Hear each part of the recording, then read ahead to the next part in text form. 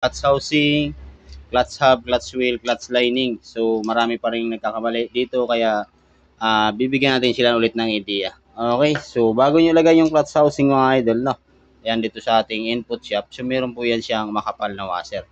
Okay, so i-confirm mo yan sa manipis na washer na isa. Ito naman ay bago ang clutch hub at saka clutch wheel. Okay, so unahin natin itong makapal. Yan, makapal yan. Oh.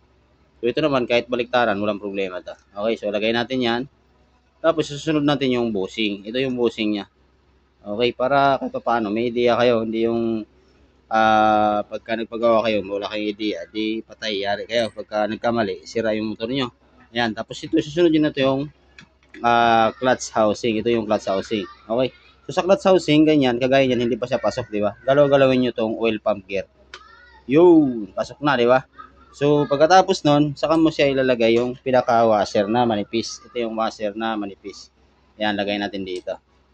Yan, tapos isusunod mo na tong clutch hub, clutch wheel, tsaka clutch lining. So, ikot-ikot lang yan. Yan, basic na basic lang to. Kaya tayo nagpalit-ulit para kahit papano, meron kayong idea. Para kayo nang magkalas-kalas ng mga ganito, ayos na ayos lang. Di ba? So, ganun lang.